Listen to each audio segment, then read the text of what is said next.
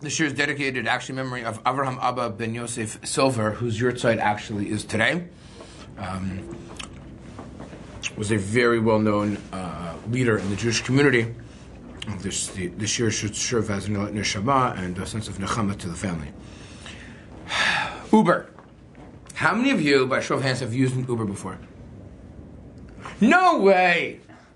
Really? Wrong crowd. Very interesting. Have you ever used Uber before? Have I ever used who? Uber. No. Okay. Have you? No. But I'm not like a downtown guy. And okay, interesting. So, does everyone here know how Uber works? I'm assuming, right? It's an app. You press it.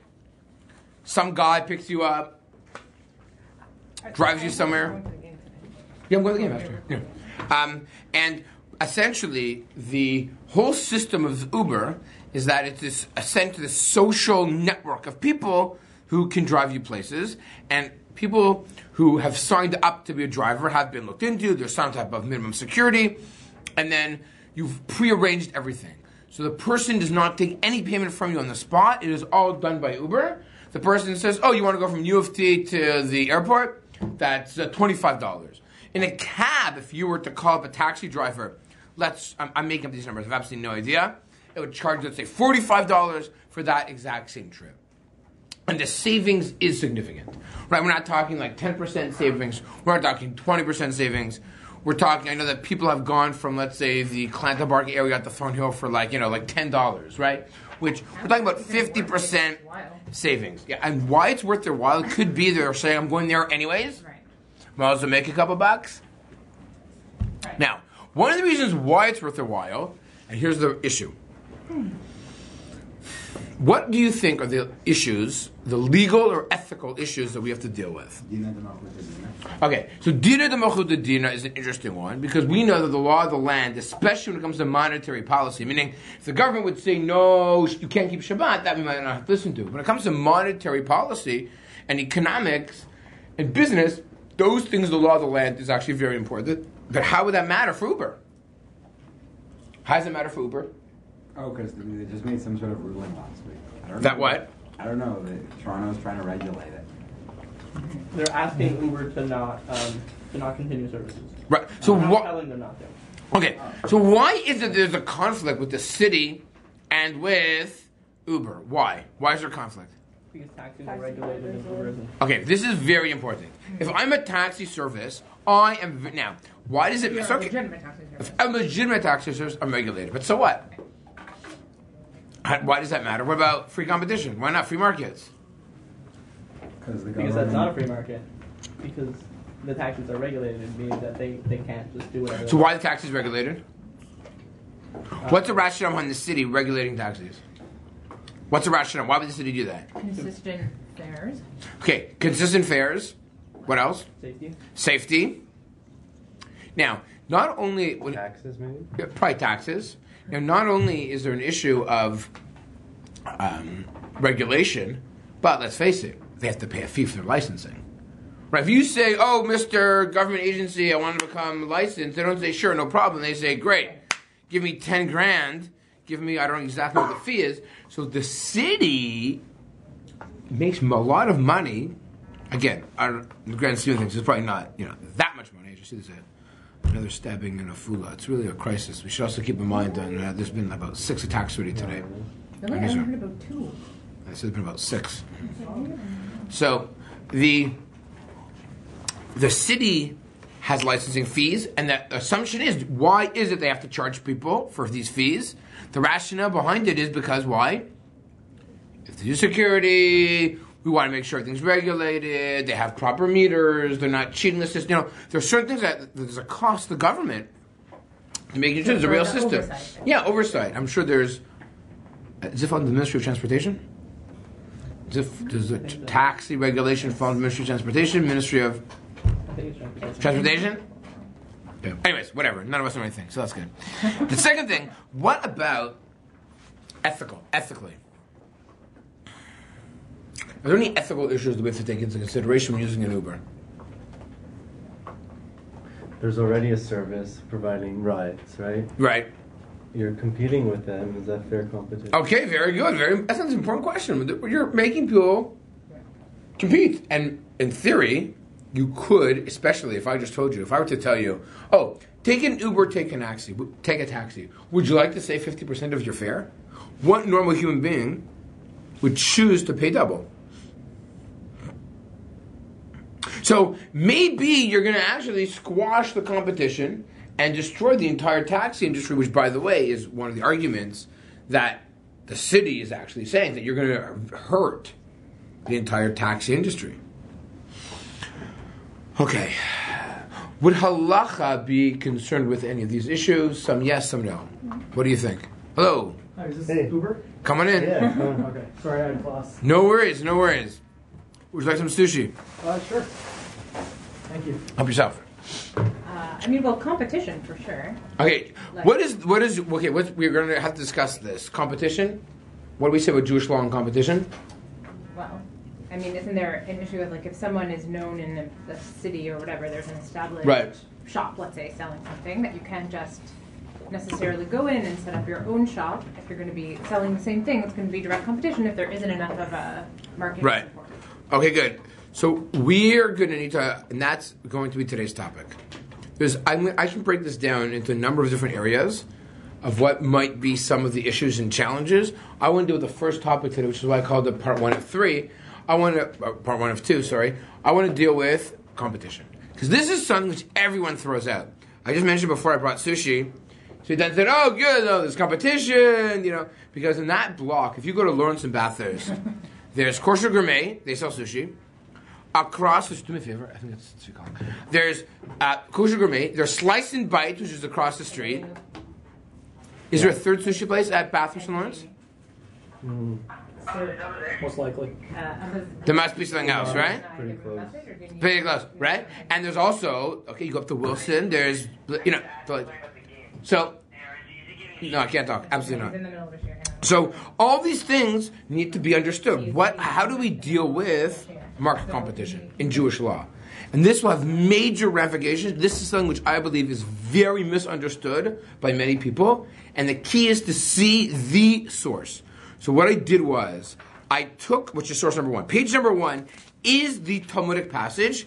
And I broke down source number 1 into the statement, the English translation, into 5 parts to it. Each part, for those of you that know anything about the Talmud, is really important to understand. Because the next line, are they arguing? Are they clarifying? Are they expanding? That will be really, really important. Because the question will be, what's the conclusion of this Talmudic passage? Because if you don't appreciate the original source, what comes afterwards is going to be meaningless. So even if all we do is get through this, as they say, dayenu, okay? Let's read this very carefully. So, the idea of competition, there's a few different Talmudic passages that deal with it. This is the main one, although there's mentioned in a number of different places. It is the Talmud Baba Batra on folio 21b. I will read the Aramaic and translate, or you can read the English coming along. Comes along Rav Huna. So, from a historical perspective, right, we are going back in time, 1,600 years. Amar Rav Huna, Hai bar mevoa de uki recha. So, I need to explain one more thing. They used to live in a mavoi. In the olden days, they used to live in streets with courts. So,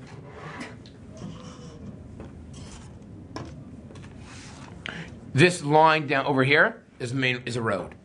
Okay? So you travel down this road, and you can go to this house, and to this house, this house, and this house. They would then have their backyards, which were actually connected. Their court systems, as opposed to today we have like a front yard, they kind of had like backyards. And then on the other side, they would have, sorry, I'm going to grab this from you, each area, the houses would be interlocking here.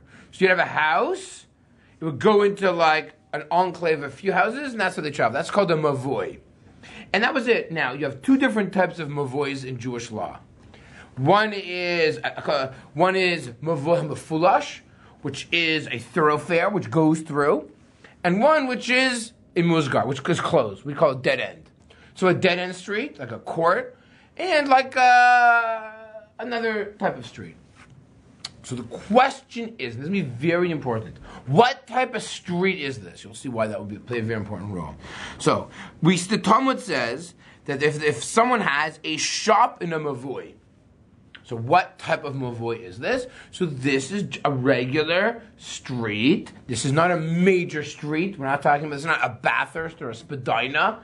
This is like a Harvard Street, right? This is just now, Harvard Street has access to other places, but again, it's like a block, a few blocks. We're not talking about a metropolitan city. You'll see why.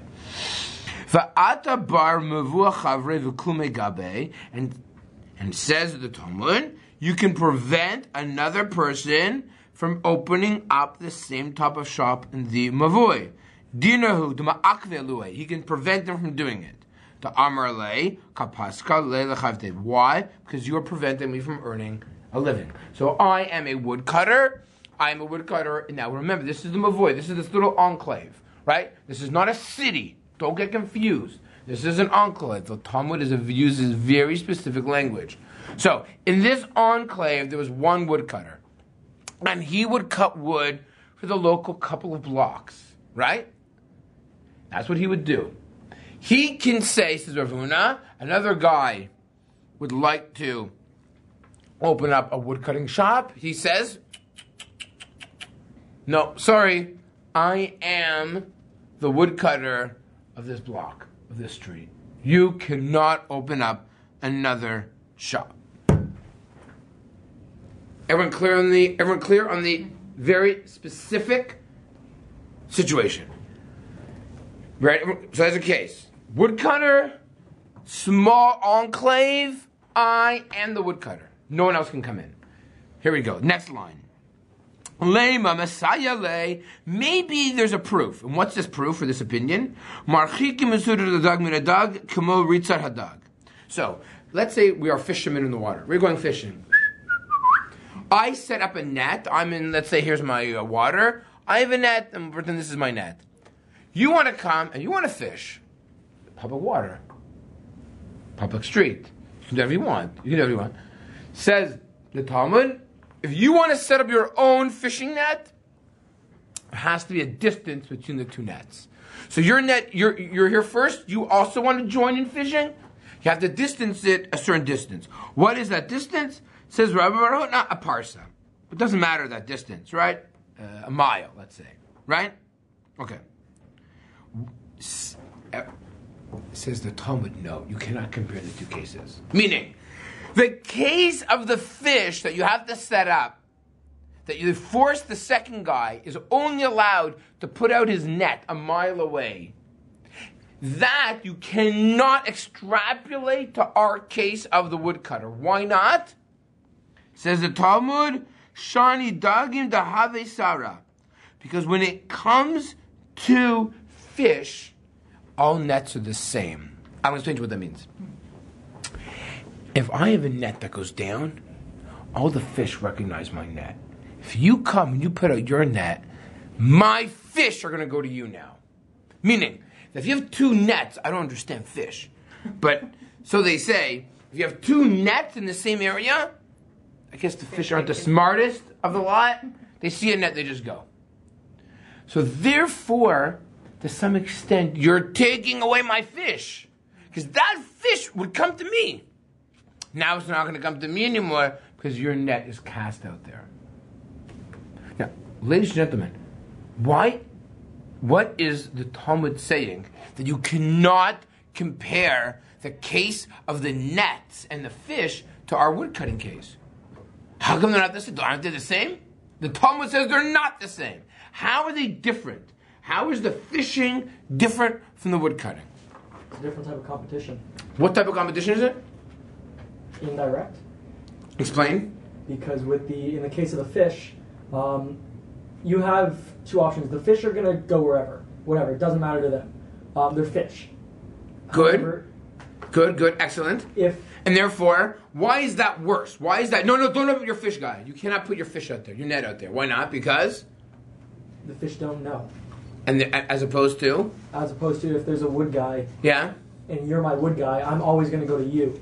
However, if someone else opens up there, someone over there may go to him. and you've already been established there. But wait a second, no, but it's saying the Talmud is saying that this fish case, we don't allow you to open up a fish case. And therefore, this fish case cannot be used as a proof to the opening statement. We don't have a proof for why Rav Huna says what he says.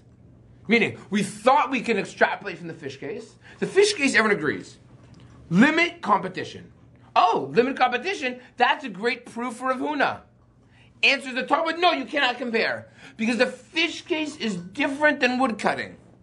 Fish case is limited. Don't extrapolate from the fish case that we don't allow competition. You can't assume that that would also apply to wood cutting. You cannot apply that. Rav Huna does not have a good proof. We thought it could come to fishing. We can't. Fishing is separate, unique, and distinct. And I asked the question, what makes fishing unique and distinct where we don't allow competition? And therefore, we have to find out, so what's Rav Huna's source for not allowing woodcutting competition? Is that clear? Okay. So the question is, what makes fishing so different and unique and distinct as opposed to woodcutting?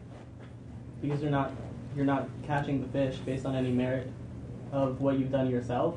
Because with woodcutting, if you're a good woodcutter, then somebody's going to go to you, and then you have a fair competition. With fishing, you just put a net out, and you're not actually doing anything to merit getting the fish. Excellent answer. Everyone hear that? The Talmud said all nets are the same. So I put out my net, you put out your net, you're taking my fish. A net's a net. Rashi says that the fish see a net, they just go to the net. Wood cutting. Okay. Also, what's interesting about fish. Actually, I'll wait a second. Yeah, anyone else want to make a comment? I was going to say, yeah. Alternatively, that fish, like we said, don't have the ability to understand the quality of the product versus humans do. Careful, there's no product here. Or the quality of whatever. It's a bait, right? They see a net. They're like, hey, let's check out this net. And they go there. Oops, that was a bad move. Right? They don't have that ability. They're not like, they don't send a mass text, avoid location, nautical mile, whatever it is, right? They don't say that. I mean, you could also argue that it's a case of having a resource as opposed to like providing a service for people. Ooh, so very if good. Fish, it's like, let's say there's, I don't know, some other thing, like an area where you're like digging for gold. So if two people come and dig for gold, then in the same place, you're obviously going to be limiting. But if it's a service, then even though there's a limited number of people, but it's still a different. Where did genius family come from? Okay, it's my sister. So very good. It's very, very important. When it comes to fishing, there's a finite, right? It's like, here are the fish. There's 1,000 fish here. One person is providing it. When you come in and put your net out there, you're competing for that fish. Wood cutting, you could argue, is a little bit different because it's service-based. Meaning, okay, I guess you're competing for the tree. We're going to assume that all trees are public. It's a different world, right? Anyone can go to any tree at any point in time and cut it down. Everyone needs it. And everyone needs trees on a regular basis. That's used for heating, that's used for cooking. So there's always this demand, right, all the time, and you have the ability to cut these trees down. Fish, you're going after, that's my fish that you're going after. It's a scarce resource, and you're taking my fish. Wood cutting, it's not a scarce resource, that's a service. Okay. If we were to extrapolate so far into Uber, would this help us at all or not help us at all? Uber and taxi. What would you say? Is Uber allowed to compete with taxis? Yes, because it's a service. Oh, very good. It's providing a service. We see when it comes to a service that it's okay. Might be okay. However, fish, like we're not talking about licenses as well when it comes to 5,000 years ago. Yes. Nobody needs a license to catch fish. Right. Taxi drivers are paying, I think the market price is just under $100,000 right now. Right. In the city of Toronto Okay, for good. a taxi license. Good. Okay, good. We'll get the licenses. Very good. Good. Excellent. We did that in the introduction. Very good. Licenses are going to be a very interesting case. Good question. Let's continue the Talmud. Part 3. Step 3. Amr le Ravina Rava. Lema Ravuna Damar ki Rabbi Yehuda. Tetanan. Rabbi Yehuda Omer. Lo yechalecha v'ni chlayot v'gozim l'tinokot v'nei shemar gilin etzlo chachamim atirim. The Talmud says there's two different opinions. Are you allowed to go out on the street corner and say, kids, I have candies. But, okay, forget like the world today that like you can't do that, right? I have candies. I have sweets for you. Please come into my store. Now you're going to buy my shoes.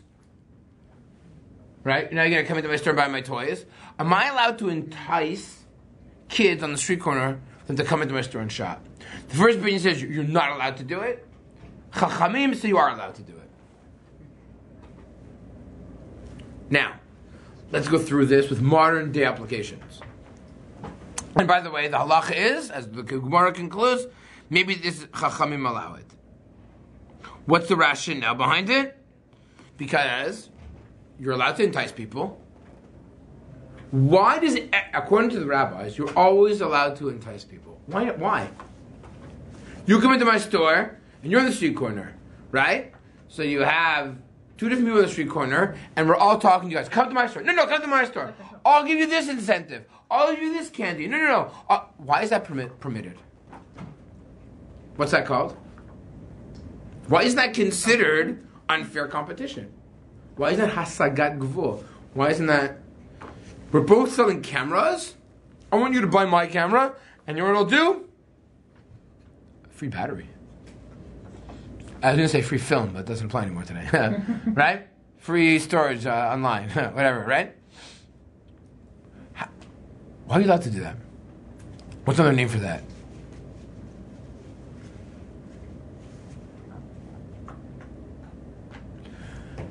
How come that's not considered in unfair competition? To the product.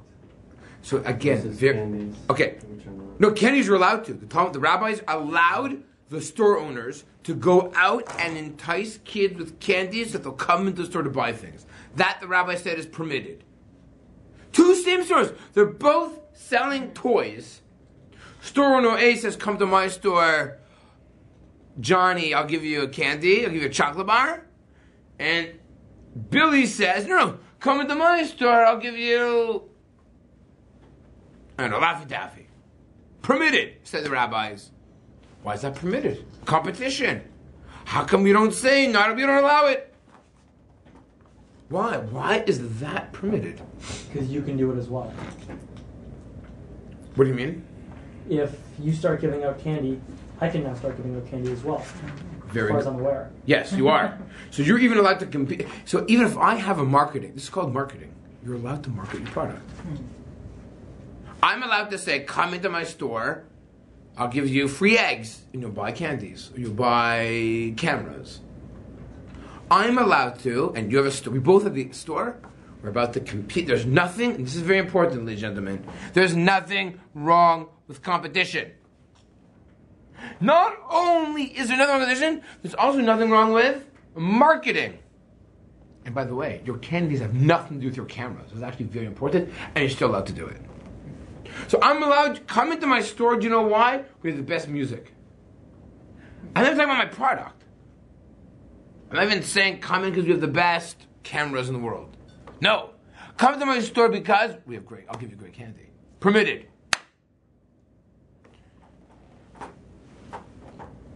Fishing competition, not allowed. Marketing competition, allowed. Woodcutters, we're trying to figure it out.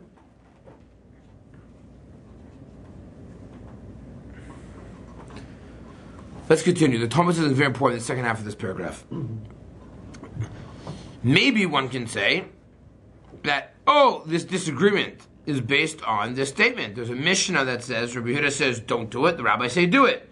Maybe Rabbi Huna, at the beginning of 1, who says you're not allowed to have competition, is like Rabbi Huna. Says the Talmud, no, you can't make such a comparison. Why? Are we English?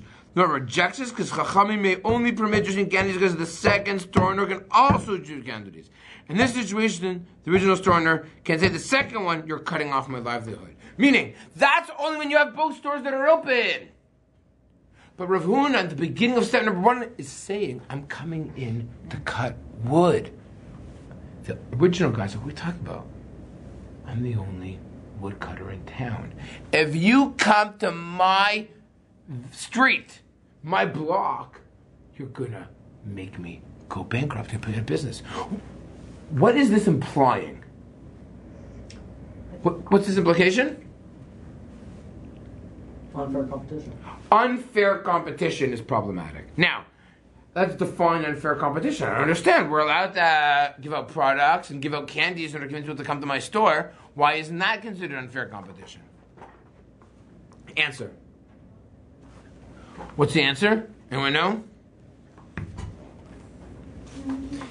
It appears from here there's a very important principle. I'm allowed to sell products. What about competition for service? Depends. If the guy claims, if you live into my block, there ain't enough wood to cut between the two of us. I'm cutting wood. I'm servicing these 30 houses. You're going to come in? You're going to choke me. That's what this last line of the Talmud says. Kapaski le-chayute. You're going to cut off my livelihood. You're going to cut off my life. Chayute, from the word chayim, life. You're going to destroy me. If all I'm doing is selling cameras, I'm allowed to entice you to come into my store to buy my camera if I bring out, and I entice you with candies, or by the other financial incentive. That's totally fine. Why wouldn't that make the guy go bankrupt? Why couldn't the guy say, no, you also can't give out candies? But, Like it depends. If there's only so many customers, there's a set amount. okay. So you're gonna take part of the market share from there. So let's go back. Remember, our original case is very specific. No problem. It's a mavoi. It's an enclave. What do we see from these other cases? This last case, picture, they're Bloor and what's that camera guy that just advertises? Bloor and Bay and Bloor, Dundas Radio, something radio, Bayview Radio, right? The competition is there's no competition. It's unlimited. And by the way, this will be in the modern era, every store, in theory, markets the entire world. That medium is called internet. You put up a website, anyone in the world can now buy merchandise from you. So the modern day rabbis have to say, wait a second. The case where you have a situation of a small little enclave and you're providing a service, that might not apply anymore. Do you know why it might not apply anymore? Because maybe, if I'm selling something, if I'm selling cameras, I can open up here, and another guy can open up across the street from me. But in the modern era, we're not competing with 30 families. We're competing with billions of people. So that is going to be a fascinating approach. Again, when it comes to Uber, we have to see if that's likely or not. Okay. Sorry, can I ask a question? Yeah. Is there also a distinction between where there is one thing that's already established and then a new person comes, as opposed to like very good. That's the next part. Things that are Yes. already there? Very good. The other distinction is the Gemara is operating on a modus operandi that there's two people who are both selling cameras and both out there offering incentive called candies. But in our original case, it was one woodcutter. And some guy was showing up and saying, okay, I'm also going to cut wood. That would be very important for out-of-towners, as we'll see in a minute. Okay, let's read on the second part. Osa Adam Chanut, I'm going to now only read the Hebrew, challenges the Gemara. Osa Adam Chanut B'tzarchun Dosh Chavero. No, open up a store next to your friend's store. Umerchat B'tzar Merchat Dosh Chavero. And a schwitz next to your friend's schwitz. Ve'eno yocham b'yado. Open up a pizza shop next to your friend. It's not a problem. Everyone always said, again, going back to Lawrence and Bathurst, how could these guys open up a pizza shop? How could you have two shawarma places next to each other? The answer is because you're allowed to. This notion that you're not allowed to is such like a communist idea that's crept into Judaism. Right? Okay, I'm exaggerating. But not really. Misunderstanding. And you can't stop him. Why? Here's very important.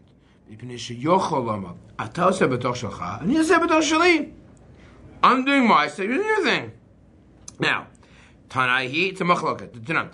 Kof, however, Kof b'nei mevuot zed zesh lo lahashi b'neihem lo chayav lo borskiv lo malamet dinagod lo echad b'nei bale umaniot. You can force a guy, right? You force a guy who's coming in, meaning you're allowed to force, and this is what's important. Tanakana holds that if two people live in the same neighborhood, you want to be an educator, and you want to be an educator, you look at what cutter, go ahead.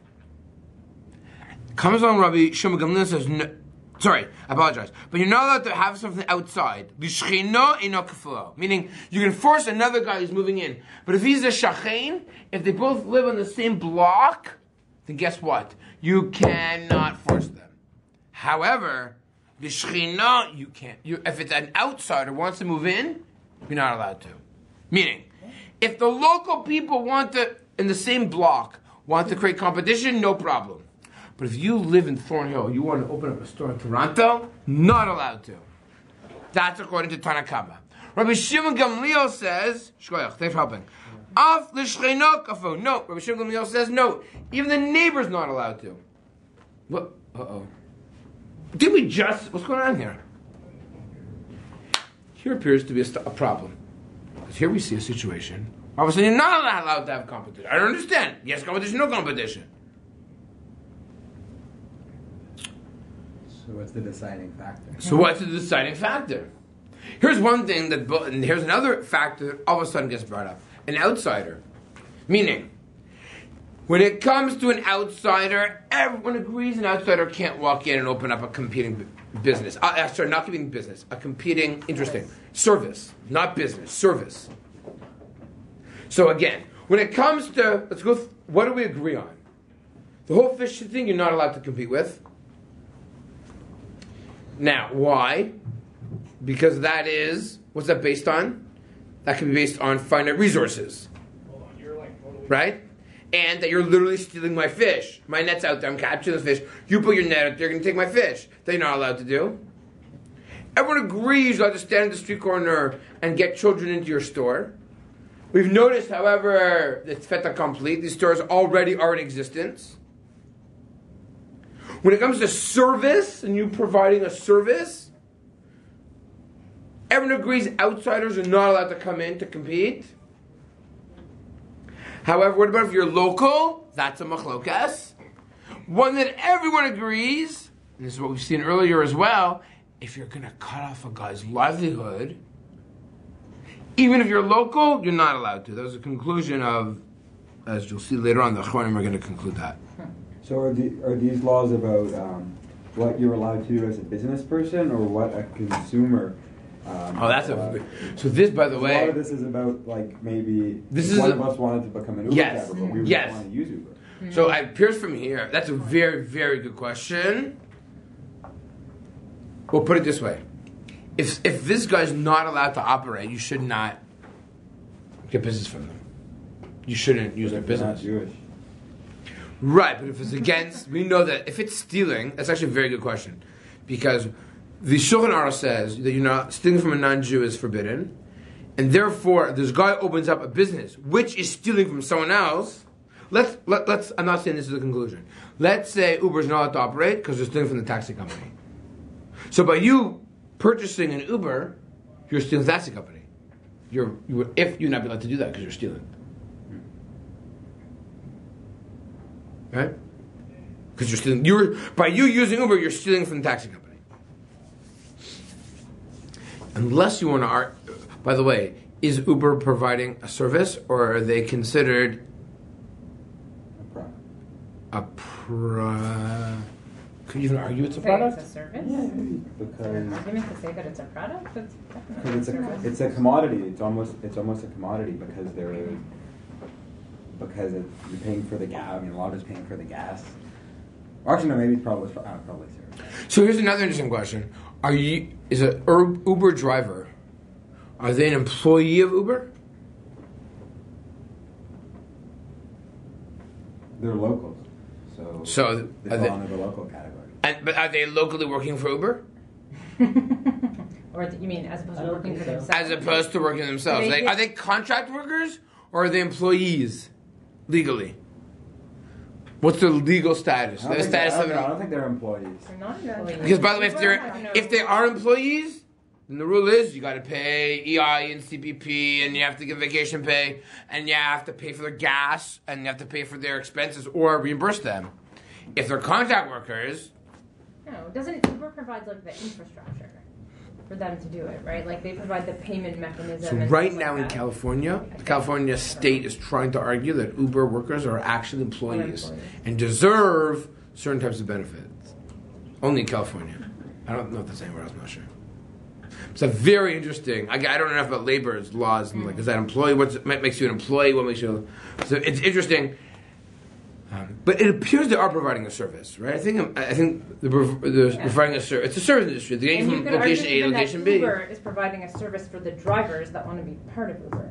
because they're Like, creating that because infrastructure. They're saying, oh, you want to make money off of like giving people rides? You know, register with us, and we'll take care of like the payment and whatever for Right. you, and you can use the Uber name, Name, what have you, right. and we'll tell you when they're. Because that means you've been pre-approved. That means you're legit. I don't know. Yeah, but what's the line Right. between that? It's a good question. It's a very good question. Okay, let's read on to this last line, and then we'll go from here.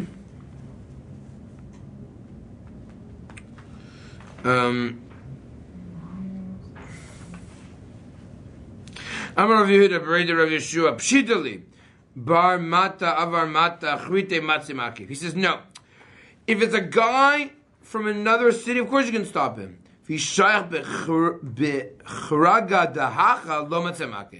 it's a local person, you can't stop them. If it's another guy in the same mavua, in the same enclave, you can't stop them. But you can't stop them. Lo matzemak, you can't stop them. That's Rafuna. Yeah. Same. No, it's different Rafuna, by the way. These are different Rafunas from this guy and the top guy. That's what I saw. Because this Rafuna is identified as Berei Rav Yeshua. The first one isn't, so it's different Rafuna. By Ravuna Berei Rav Yeshua Bar Mavua Avar Mavua Achrina My Teku. When he was asked this question, he said, "I'm not sure." Meaning, what about if someone else wants to come in? Can you stop him? He says, "I'm not sure." Okay, so we see from here there's I a think you can. no my Atiku, not sure. But what's the one? Bar move away. Oh, then you can't. Okay, sorry. Yeah, you can't. So we see from here that we're going to deal with local people different than we're going to deal with outsiders. And here's the question: what is the rationale behind treating local people different than outsiders? This will be very important. Why is it that we'll allow local people greater access than outsiders?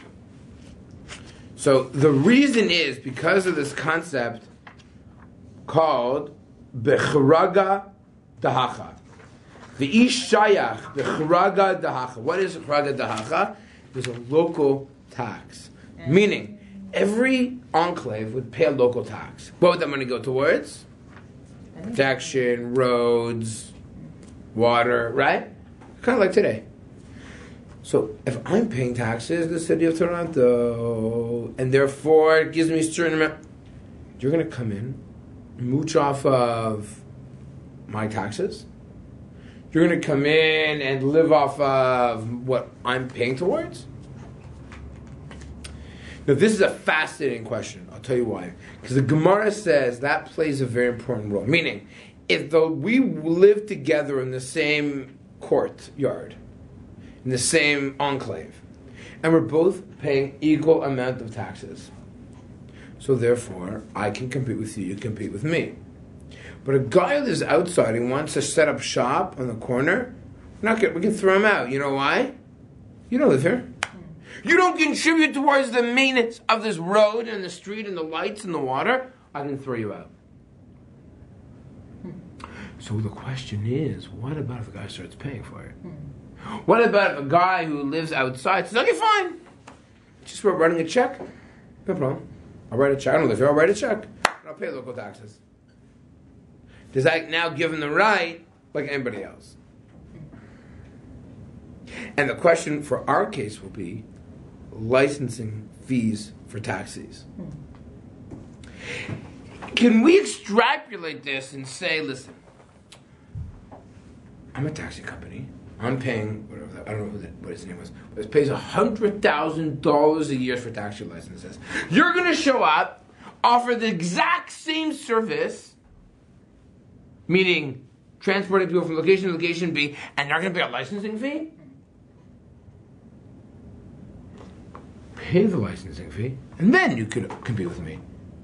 But it's not fair to compete with me if you don't pay the licensing fee. Maybe you could argue, don't compete with me if you're not paying local taxes. This is not fair.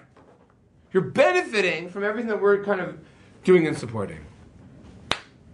So the question is, can you extrapolate between paying a local fee, a local tax, and a licensing fee?